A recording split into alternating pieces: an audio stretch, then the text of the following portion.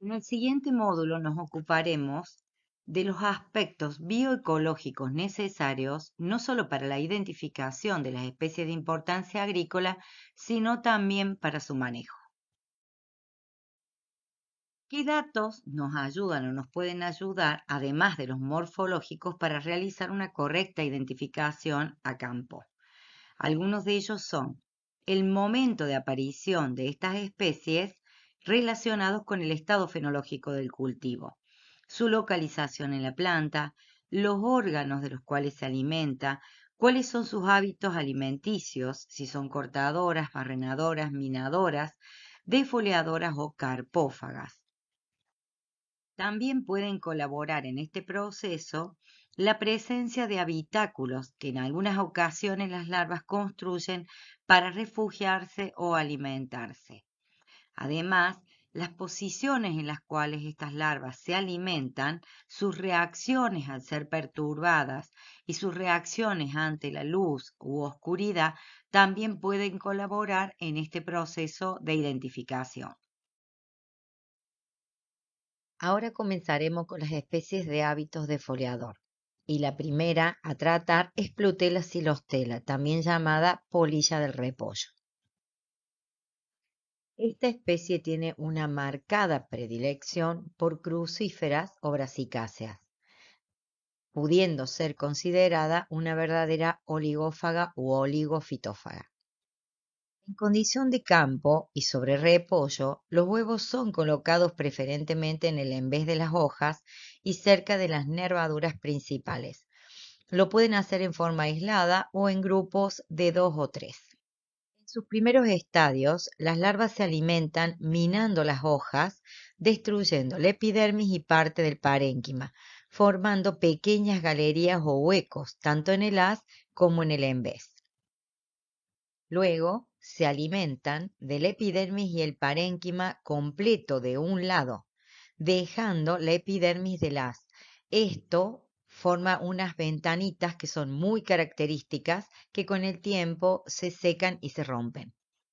Siempre se alimentan respetando las nervaduras principales. Y en las hojas protegidas, las larvas también pueden ser encontradas alimentándose en el haz de las mismas. En una misma hoja se pueden encontrar larvas de diferentes estadios larvales. Si bien atacan en todos los estados fenológicos, hablando de repollo, los mayores daños económicos son realizados en la etapa de formación de la cabeza. En otras brasicáceas, como coliflor y brócoli, además pueden comer tallos, brotes y flores. También pueden perforar o barrenar los repollitos de Bruselas. Cuando las larvas son perturbadas, se mueven convulsivamente, retorciéndose de un lado a otro. Luego se dejan caer, siempre sostenidas con un hilo de seda, para que luego de unos minutos vuelven a subir y se siguen alimentando. Cuando las larvas están listas para empupar, construyen un delicado capullo con hilos de seda blanco de trama muy abierta, en la cual permanecen de 1 o 2 días en estado de prepupa para luego convertirse en pupas. Los adultos desarrollan sus actividades durante el atardecer y la noche. Durante el día generalmente se refugian entre las hojas, realizando vuelos muy cortos al ser molestadas. Son muy características por su pequeño tamaño y la postura que tienen, ya que sus alas permanecen adheridas al cuerpo y las antenas extendidas hacia adelante. Si bien se puede alimentar de muchas brasicáceas, inclusive han sido observadas en cultivo en primavera, en cultivos como garbanzo, muestran una marcada predilección por repollo y lo consumen en todos sus estados fenológicos. En la región central de Argentina, sus larvas pueden ser encontradas en los lotes desde agosto hasta abril inclusive, y sus adultos capturados desde julio o principio de agosto hasta mayo. También se puede decir que en campañas con altas temperaturas y baja humedad ambiente, sus poblaciones crecen exponencialmente. Esta especie es considerada dentro del grupo de los microlepidópteros debido a su tamaño. Macho y hembra presentan dimorfismo sexual. Las hembras poseen alas uniformes en su coloración, mientras que los machos poseen una banda muy notoria en la parte dorsal con tres pequeñas proyecciones en forma de triángulo. Las larvas también son pequeñas y tienen un aspecto fusiforme. Son verdes claras, a veces más oscuras, con el último par de espuripedios dirigidos hacia atrás. Las setas suelen ser cortas, rectas y oscuras. Los crochet están ordenados en círculos completos. Colias lesbia, también llamada isoca de la alfalfa, se caracteriza por estar distribuida en la mayor parte de América del Sur. El número de generaciones varía de acuerdo a su latitud. En el norte del país, las generaciones son continuas a lo largo de todo el año, pero el número va disminuyendo a medida que vamos bajando hacia el centro y sur del país. En la región pampeana pueden tener hasta 6 o 7 generaciones, pero de ellas solo 2 o 3 pueden alcanzar poblaciones altas y provocar daños severos, especialmente en el cultivo de alfalfa, desde diciembre a marzo inclusive. Si bien es considerada una especie polífaga, se alimenta principalmente de fabáceas, mostrando una marcada preferencia por alfalfa. Le siguen en importancia trébol y melilotus. En fabáceas como alfalfa, melilotus o trébol, pueden llegar a dañar la planta casi completa dejando solo los tallos. En cambio, en soja pueden realizar defoliaciones importantes, pero siempre respetando las nervaduras principales y atacando especialmente plantas pequeñas en siembras tardías. Cabe aclarar que en este cultivo y en la mayoría de los casos sus larvas no superan los primeros estadios larvales. En otoños secos también pueden atacar plántulas de alfalfa en etapa de implantación y sus ataques se pueden prolongar hasta abril inclusive. Esta especie es migratoria. Todos los veranos migran desde el norte al centro del país y cuando llega el invierno sobreviven en estado de larva. Sus migraciones eran muy importantes cuando el alfalfa era un cultivo que ocupaba grandes extensiones en Argentina, pero al ir disminuyendo estas superficies, las masas de mariposas migrantes también lo hicieron, básicamente por falta de alimento. Los adultos de esta especie poseen dimorfismo sexual. Los machos poseen alas de color naranja, sombreadas con negro en la base, y las alas anteriores poseen una ancha banda marginal externa continua, más extensa o expandida en el ápice, y un punto apical pardo oscuro. Las alas posteriores poseen una estrecha banda marginal externa también oscura, mientras que las hembras pueden poseer dos colores diferentes, o son anaranjadas o son celestes verdosas, y poseen la banda marginal tanto en las alas anteriores como posteriores entrecortadas. Con respecto a las larvas, recordemos que ellas tienen setas primarias, subprimarias y secundarias, generalmente sobre chalaza. Los uritos están divididos en anillos completos o incompletos, y este grupo poseen crochet en mesoserie homoidea triordinal. Las larvas poseen un cuerpo cilíndrico, delgado y ligeramente deprimido en su extremo caudal. La cabeza posee la misma coloración del cuerpo, es una típica cabeza de defoliadora y también posee setas primarias, subprimarias y secundarias, todas sobre chalazas, algunas más claras que otras. La coloración del cuerpo puede ser variable, pero siempre verde, desde claro a oscuro, fusco o castaño, homogéneo o no. Pueden poseer una línea estigmática blanca y una línea subdorsal a cada lado que en algunos ejemplares apenas pueden corresponder a una sombra y en otros estará ausente. De estar presente, son blancas. Por último, podemos decir que las larvas de esta especie se mueven lentamente y al ser molestadas se dejan caer y enroscan en espiral plano. Los adultos de esta especie depositan sus huevos de manera individual. Los mismos son muy característicos y en un principio de color cremoso, pasando virando a un color naranja previo a la eclosión. Esta especie posee de 4 a 5 estadios larvales y el tiempo de desarrollo del ciclo completo puede ser variable dependiendo de la latitud, pero en la región central de Argentina puede variar de 40 a 50 días. Spilosoma virginica, también llamada gata peluda, es una especie introducida desde Norteamérica. Esta especie es polífaga y puede afectar tanto a cultivos extensivos como intensivos, pudiendo también dañar plantas forestales, frutales y ornamentales, además de ser encontrada en varias malezas.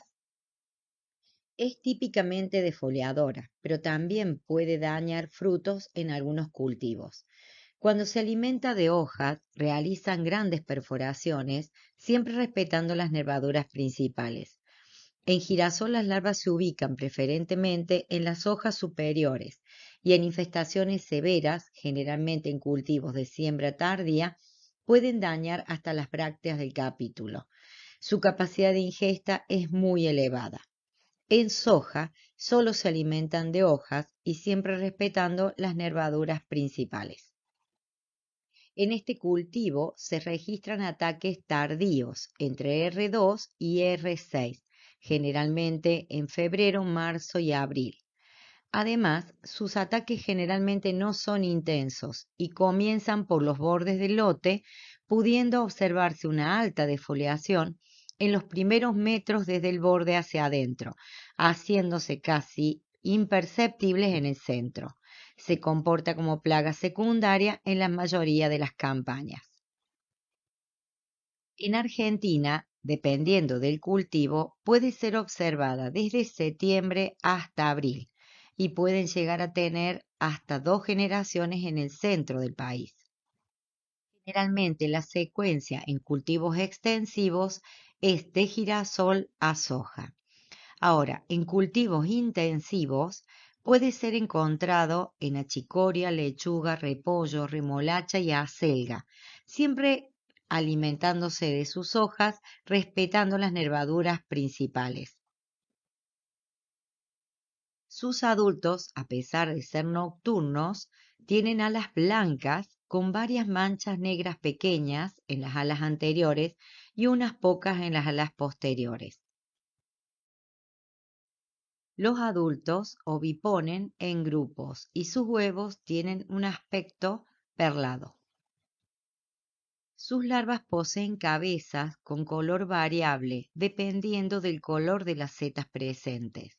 El tegumento es liso y de color gris verdoso, cubierto por una gran cantidad de setas en los últimos estadios, sobre verrugas poco visibles. Las setas pueden tener colores muy variables, desde castaños, castaños rojizos, castaños amarillentos a completamente blancos. El extremo caudal generalmente tiene escasas setas pero de mayor longitud que las del resto del cuerpo. Sus espiráculos son blancos con borde oscuro y los espuripedios son oscuros en la base y casi incoloros en su extremo distal.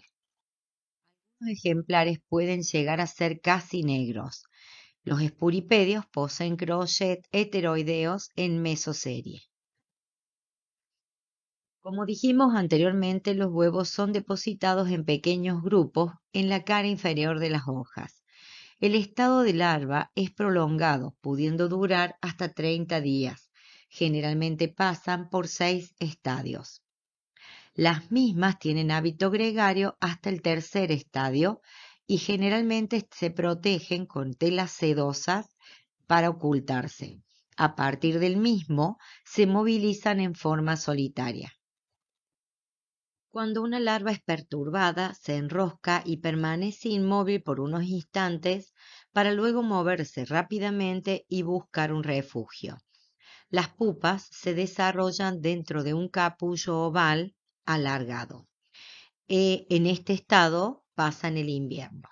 Los adultos tienen hábitos nocturnos y crepusculares. Generalmente emergen de noche y se mueven lentamente. Durante el día permanecen refugiados entre las hojas de sus hospederos. El ciclo completo puede durar de 30 a 40 días. Akira bifidalis, también llamada oruguita del yuyo colorado, es una especie americana. Además, es polífaga. Esta especie se alimenta tejiendo una tela que envuelve las hojas y ella permanece alimentándose entre la tela y la hoja, consumiendo todo el parénquima y dejándola totalmente enrejada y llena de excrementos. Luego de esto pasa a otra hoja. Las larvas actúan como defoliadora, pero los daños más graves se producen en las plantas jóvenes, ya que afectan los brotes, como es lo habitual observar en soja. En el cultivo de maíz y sorgo, los ataques también se producen en plantas jóvenes, pero las larvas se desarrollan o se ubican generalmente en las hojas basales.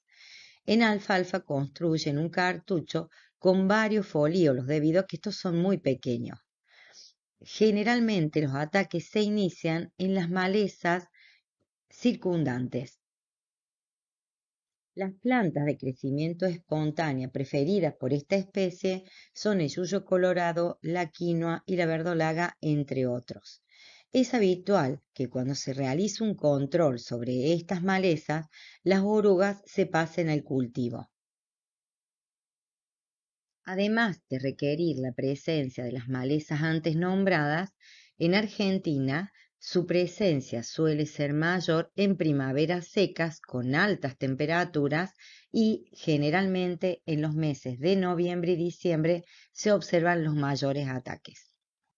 Su ciclo puede durar de 25 a 45 días aproximadamente. En la región central de Argentina pueden presentar de 3 a 4 generaciones que se desarrollan en primavera y pleno verano.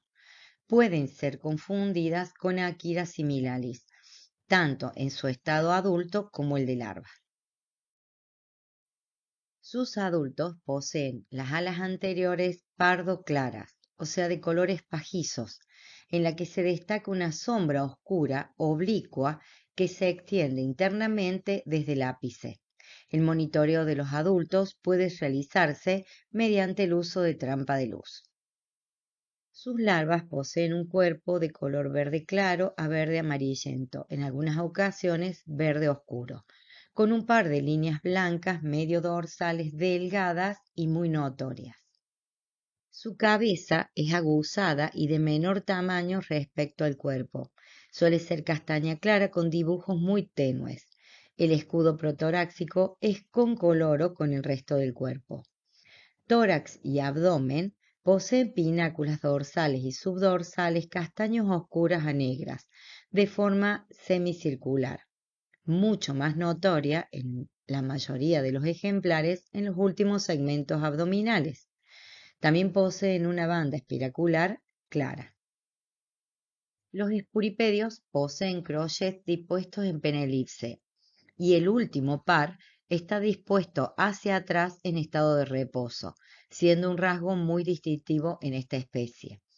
Además se caracteriza porque al ser perturbada se mueven rápidamente y caminan hacia atrás. Anticarsia gematalis, también llamada oruga de las leguminosas, es una especie tropical y subtropical y se distribuye desde Estados Unidos hasta Argentina. En las regiones templadas del continente, su dispersión se retrae en invierno, ya que no toleran las bajas temperaturas y carecen de mecanismos de diapausa. Es una especie polífaga, pero muestra una alta preferencia por fabáceas, siendo la soja su planta preferida. Otras leguminosas citadas son alfalfa, maní, poroto, vicia, etc. Esta especie de folia sin respetar las nervaduras en sus últimos estadios, pero además de hojas pueden alimentarse de brotes, vainas y semillas en formación. Entonces, a los daños indirectos que realizan alimentándose de las hojas, se suma el daño directo sobre el rendimiento cuando lo hacen sobre las vainas. Cuando comen vainas, las perforan dejando orificios irregulares o cortando trozos desde afuera hacia adentro. Esto los diferencia de los causados por Helicoverpa gelotopeo, ya que éstas se alimentan de las vainas realizando orificios de contorno regular y casi circular. En la región pampeana se pueden observar dos picos de aparición o dos momentos de aparición, generalmente a fines de enero y en marzo, y las larvas son muestreadas desde B6 a R8, desde la segunda quincena de febrero a mediados de abril. En alfalfa, en cambio, pueden ser muestreadas en forma aislada desde fines de noviembre a enero inclusive, aumentando su población desde febrero a abril.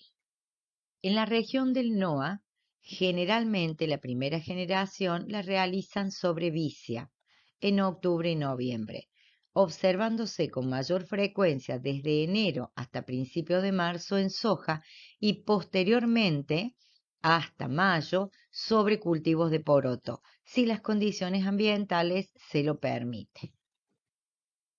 Esta especie afecta mayormente los estados vegetativos tardíos y los reproductivos iniciales de soja, como dijimos anteriormente, pudiendo consumir vainas cuando se encuentran en alta densidad.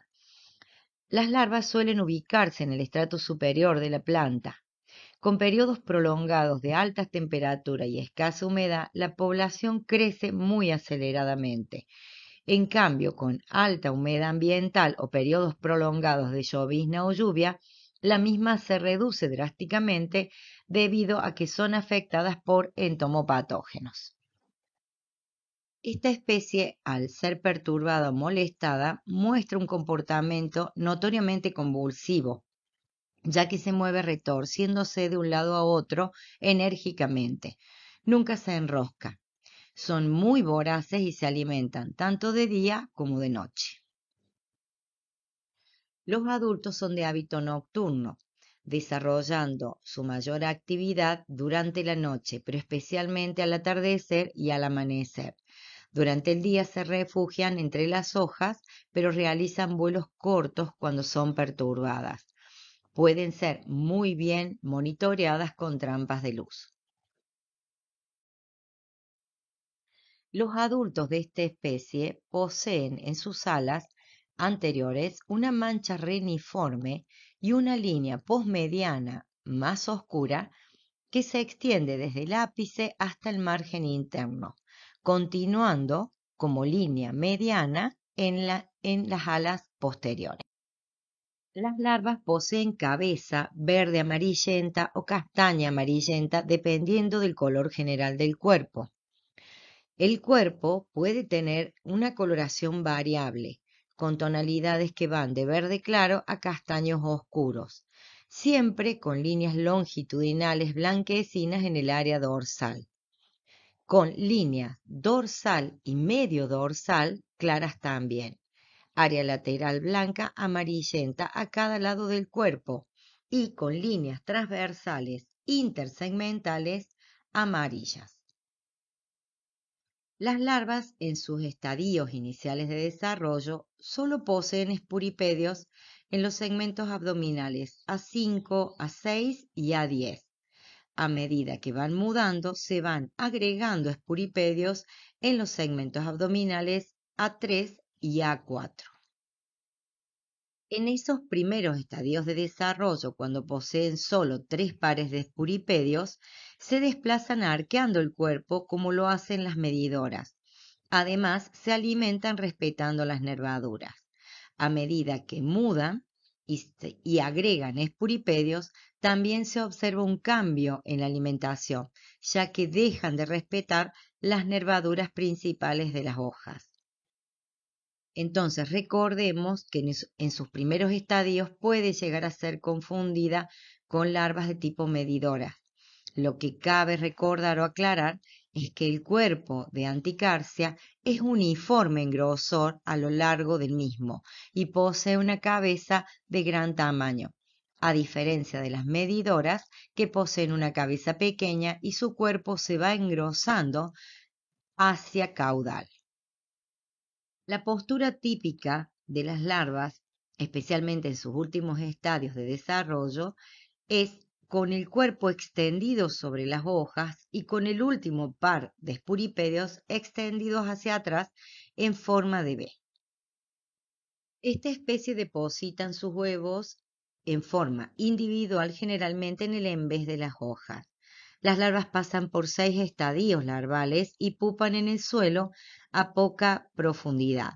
El ciclo completo puede durar de 25 a 30 días, pudiendo reducirse drásticamente si las temperaturas diurnas y nocturnas se mantienen altas. El número de generación puede variar de 2 a 3, dependiendo de la latitud, la condición climática y la disponibilidad de alimentos. Mosis latipe, también llamada oruga cuarteadora, se caracteriza por estar distribuida en prácticamente toda América y es una larva defoliadora y polífaga, pero tiene una gran preferencia por gramíneas en general. Esta especie puede ser encontrada en pastizales de gramíneas, forrajeras de verano como alfalfa, moa. También puede afectar cultivos como caña de azúcar, maíz, soja, sorgo, trigo, arroz, poroto, etc. Entre las malezas más frecuentadas podemos citar a pasto cuaresma, gramón, pasto ruso, cebollín, entre otros. Generalmente los ataques comienzan en las malezas y cuando éstas ya no son suficientes para alimentarlas, se pasan a los cultivos. Cuando la densidad es alta, se alimentan y desplazan en grupo, formando verdaderos frentes y defoliando por manchones como lo hacen las militares. Consumen las hojas de afuera hacia adentro, respetando las nervaduras principales. Si la planta es pequeña, pueden atacar también brotes, ramas y tallos tiernos. En la región del NOA, esta especie tiene mucha importancia económica en el cultivo de caña de azúcar y se pueden presentar de manera repentina. Específicamente en Tucumán, pueden estar presentes de octubre a marzo en lotes muy enmalezados. Allí desarrollan generalmente las primeras generaciones que darán origen a las grandes poblaciones que causarán los daños específicamente en caña de azúcar. En la región central del país, actualmente es considerado una especie esporádica, ya que solo bajo determinadas condiciones ambientales las poblaciones pueden aumentar, causando grandes pérdidas económicas. Las larvas son detectadas en diciembre y enero, generalmente en gramíneas cultivadas. En febrero y marzo pueden ser encontradas en alfalfa y soja. Cabe destacar que en todo momento las malezas de hoja angosta son utilizadas como hospederos. Sus adultos, a diferencia de Anticarsia, poseen una mancha reniforme y una subreniforme que la acompaña. Las larvas son largas y delgadas con una cabeza prominente. Poseen un tegumento liso y una coloración que va de verde a castaño rojizo anaranjado. Predomina el segundo grupo, con bandas y líneas delgadas muy notorias y contrastantes que se continúan en la cabeza. Pueden presentar manchas oscuras dorsales entre los segmentos A1, A2 y A2 y A3, que contrastan con el color en general del cuerpo. Presentan espuripedios solo en los segmentos abdominales A5, A6 y A10 y el último generalmente está extendido hacia atrás y dispuesto en forma de V. Los crochet están distribuidos en mesoserie uniordinales. Las larvas, al ser molestadas, levantan la parte anterior del cuerpo y quedan inmóviles. Quedan suspendidas por un cierto tiempo y sin enroscarse. Ese mismo comportamiento lo tienen cuando están descansando. Las larvas, al desplazarse, arquean su cuerpo como cuarteando o midiendo el terreno. Esto hace recordar a las isocas medidoras o falsas medidoras. Otra característica importante de destacar es que se mimetizan con el medio tanto por su coloración como por su lentitud para moverse, haciendo muy difícil su detección sobre el cultivo. Generalmente su cuerpo se ubica paralelo al limbo de las gramíneas y se aferra fuertemente al sustrato, no desprendiéndose fácilmente de él. Por último, podemos decir que esta especie coloca sus huevos de forma aislada, generalmente en el envés de las hojas.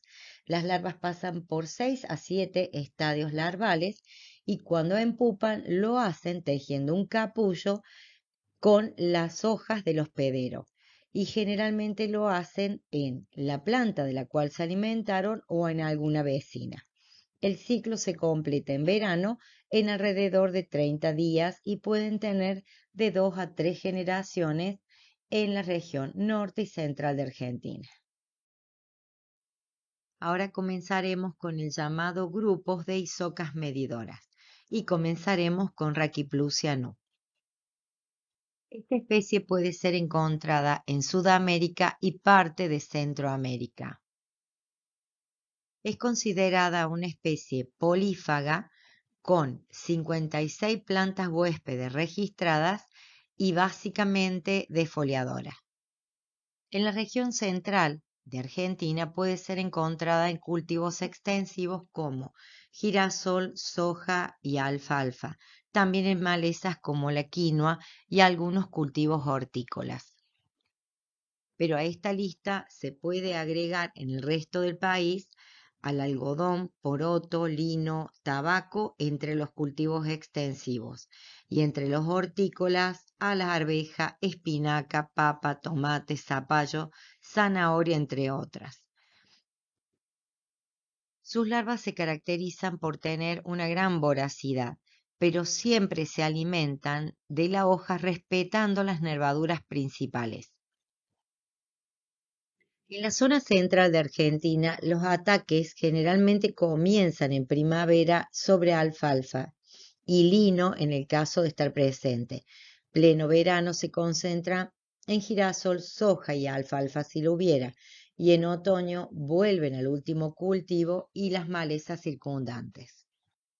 Si tuviésemos que caracterizar a las orugas medidoras en general, podemos decir que son defoliadoras, que tienen una cabeza típica de oruga defoliadora y que poseen cabeza y tórax estrechos y uniformes, y un abdomen que se va ensanchando gradualmente hacia la región caudal. En general son de color verde, con 4 pares de líneas blancas, llamativas o conspicuas en el dorso y a los costados. Además de las características antes enumeradas, podemos decir que poseen crochet biordinales y los 2 primeros pares de espuripedios están ausentes o son vestigiales dependiendo de la especie, lo que determina una locomoción como midiendo el terreno, en donde arquean el cuerpo acercando las patas abdominales a las torácicas. Por eso son conocidas como isocas medidoras o semimedidoras. Su desplazamiento en general tiende a ser lento y al ser molestadas o perturbadas tienden a levantar la parte anterior del cuerpo y quedar inmóviles. En sus primeros estadios se alimentan de la epidermis parénquima de un lado de la hoja. En estados más avanzados pueden atravesar la hoja dejando por lo general las nervaduras principales y dejando a las hojas con un aspecto típico enrejado. Los adultos de esta especie poseen alas anteriores de un color pardo oscuro iridescente, con estigmas o máculas suborbiculares plateados en forma de U o de B y estigmas o máculas para suborbiculares muy pequeñas, a veces unidas y en otras ocasiones no. Sus alas posteriores son castañas claras con la banda marginal más oscura. Estas larvas poseen el cuerpo verde claro a oscuro, con las líneas antes descritas. La cabeza puede ser verde clara a casi negra, en algunos casos con un reticulado o bandas en forma diagonal. El tegumento está cubierto de microespinas negras que rodean o alcanzan el borde de las pináculas y se observan mejor en la región lateral y ventral.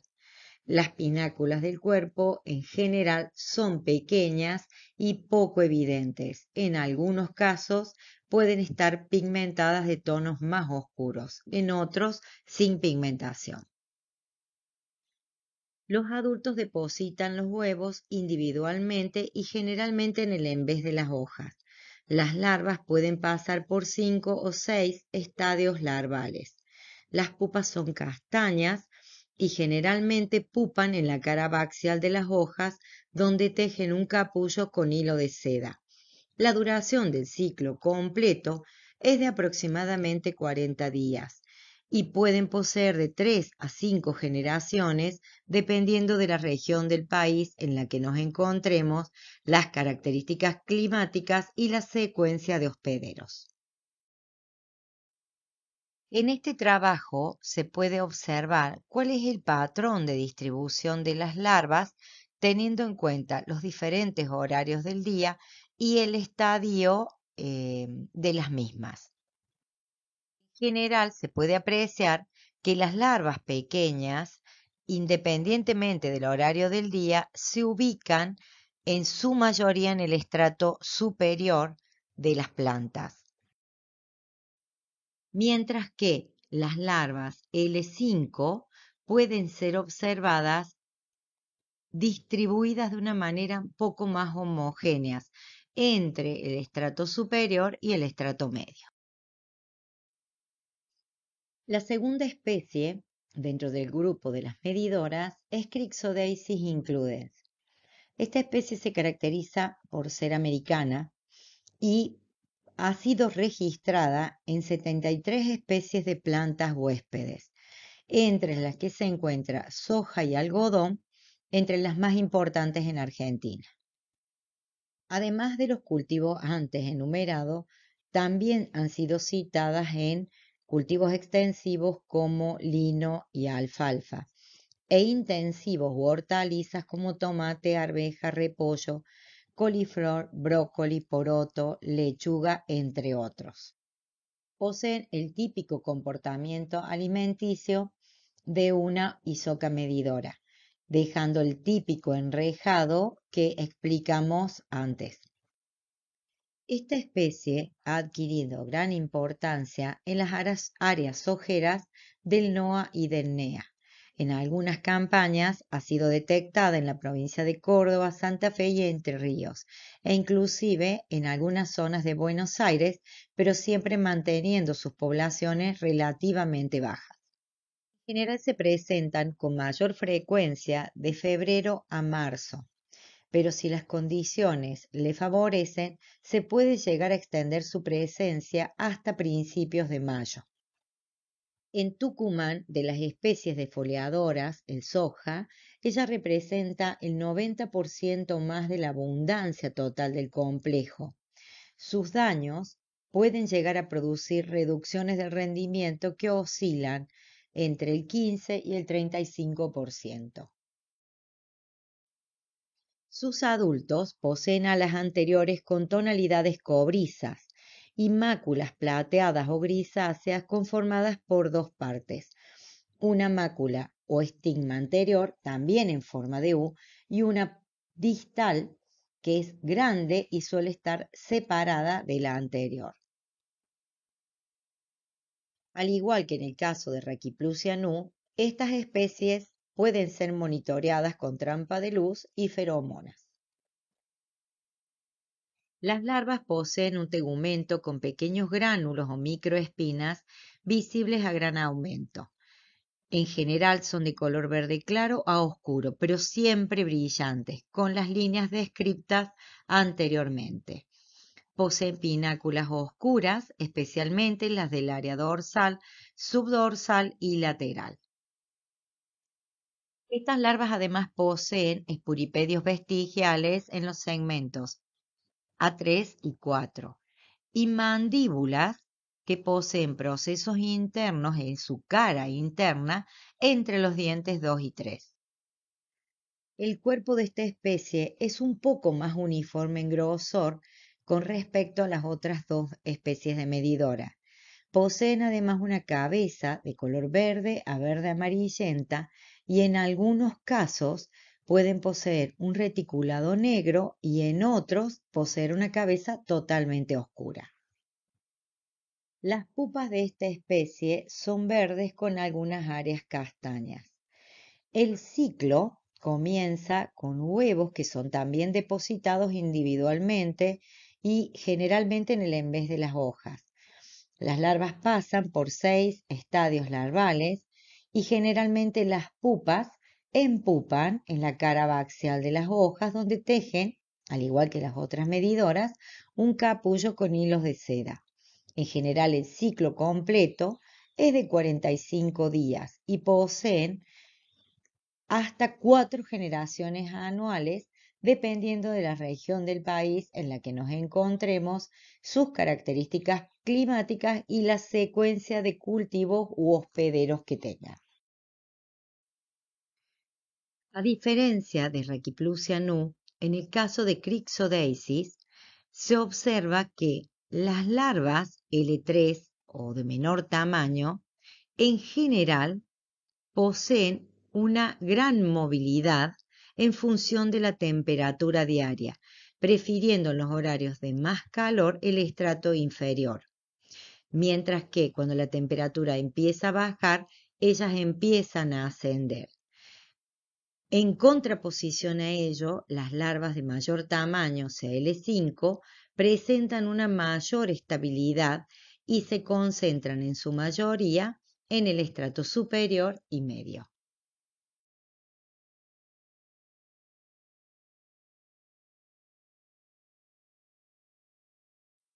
La última especie de medidora que veremos es Trichoplusia ni, también llamado gusano medidor del repollo.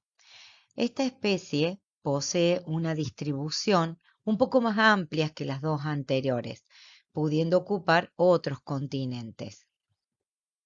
Si bien ha podido ser encontrada alimentándose de más de 160 especies de hospederos, tienen una amplia predilección por las brasicáceas y alternan con algunas especies de solanáceas y cucurbitáceas.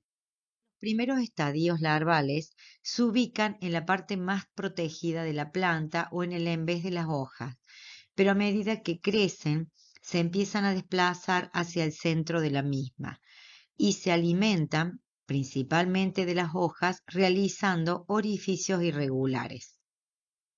Al principio los orificios son más pequeños y a medida que crecen, los mismos van aumentando de tamaño, siempre respetando las nervaduras principales, dejando a las hojas con un aspecto esquelético.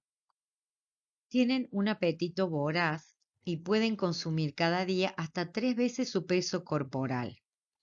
Los sitios de alimentación se caracterizan por tener grandes acumulaciones de materia fecal, húmeda y pegajosa. Pero los mayores daños son realizados cuando perforan la cabeza de las plantas de repollo por las deformaciones que producen y por los restos de materia fecal que dejan, haciendo que el producto pierda su valor comercial. En la región central de Argentina ha sido encontrada realizando daños en repollo, coliflor, lechuga, achicoria y papa. A diferencia de las otras especies de medidora, los adultos de Trichoplusia ni se caracterizan por ser o tener alas grisáceas.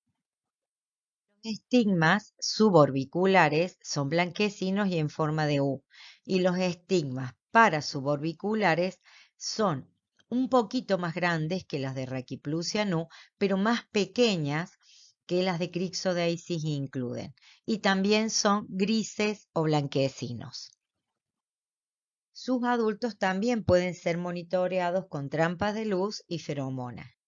Las larvas poseen un tegumento también con pequeños gránulos o microespinas, al igual que el caso de Crixodeisis, y también poseen, como en aquella especie, espuripedios vestigiales en A3 y A4. Pero sus mandíbulas no poseen el proceso interno entre los dientes 2 y 3. Las larvas de primeros estadios poseen las típicas líneas descritas con anterioridad, pero a medida que las mismas crecen y mudan, se van tornando de un color verde tenue a verde, en algunos casos amarillento y en otros un verde grisáceo. Y las líneas van desapareciendo. La cabeza también puede ser verde a negra, pero generalmente no lleva un reticulado o bandas diagonales. Sus pupas son verdes en un inicio y se tornan castañas claras hacia el final de su desarrollo. Al igual que las otras medidoras, también depositan los huevos en forma individual y generalmente en el envés de las hojas o en las partes apicales de las plantas. Pueden pasar por 4 a 7 estadios larvales y el ciclo se completa entre 18 a 25 días. En la región templada de Argentina se han observado de a 2 a 3 generaciones.